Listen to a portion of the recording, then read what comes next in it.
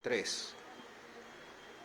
Bienvenidos a esta exposición sinóptica con un aporte cognitivo al área científica. Les habla Víctor Silva Arenas, magíster en gerencia, candidato doctoral por la Universidad de Yacambú al doctorado de gerencia.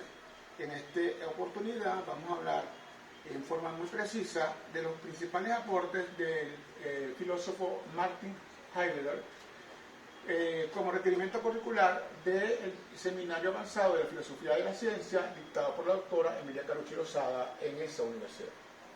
En primer lugar, a modo de presentación, debemos indicar que Martin Heidegger es un filósofo alemán nacido entre 1889 y 1976.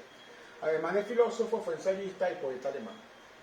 Es importante y signante que a este filósofo se le denomina el pensador y bien reiteradamente filósofo más importante del siglo XX.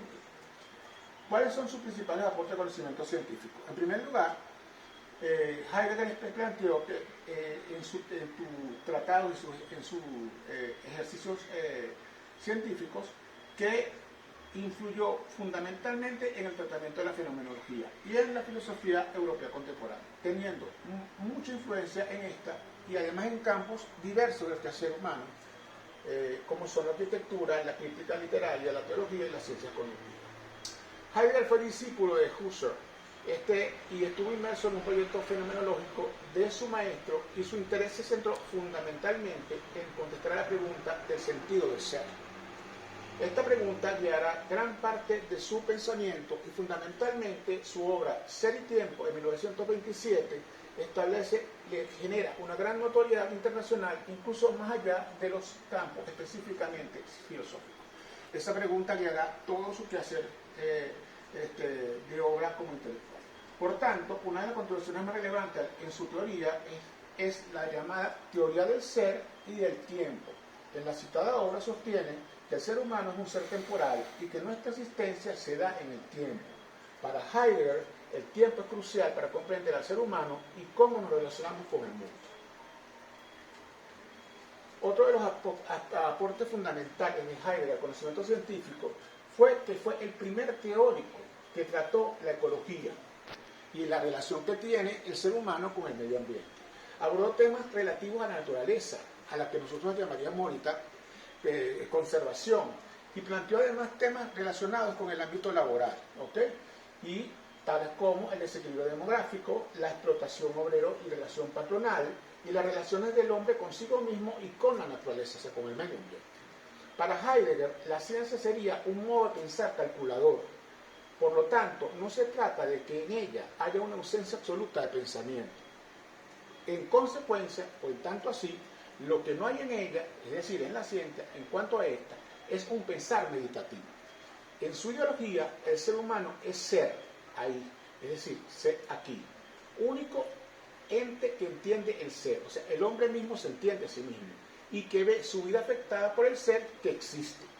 Por lo tanto, lo que tenemos que hacer para intentar alcanzar un conocimiento lo más claro y preciso del ser es analizar ese rasgo especial del ser humano, es decir, nosotros tenemos que analizarnos en sí mismo y en la realidad que vivimos.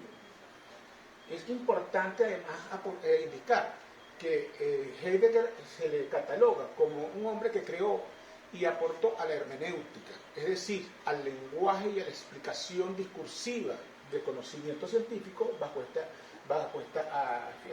visión. Su pensamiento es in stricto sensu existencialista, girando primordialmente en torno del ser y de la relación del hombre con ese sentido del ser. Expuso, tal cual, el hombre se encuentra caído en el mundo, perdido en la impersonal trivialidad y disperso del uno de un cualquiera. Como esto es sinóptico, de forma muy resumida, vamos a tratar de precisar, bajo esa teoría de la filosofía del ser, ¿verdad?, de Heidegger, cuáles son fundamentalmente esas ideas que podemos establecer como corolario. Heidegger apunta que el pensamiento filosófico ha olvidado la importancia de la nada, que es la base sobre la que se construye el ser. Esto porque en definitiva el hombre es ser para la muerte, ya que toda obra humana está marcada por el hecho ineludible de la finitud. Heidegger expresó y explicó que para comprender la existencia humana, ser en el mundo, ser uno mismo, es la conciencia que determina al ser a través de la continuidad en el tiempo y en el espacio. Es la existencia de sí y es estar ahí. Les agradezco su atención y espero que esto les sea asignante en un aporte en su formación en el área de filosofía de la ciencia. Muchas gracias.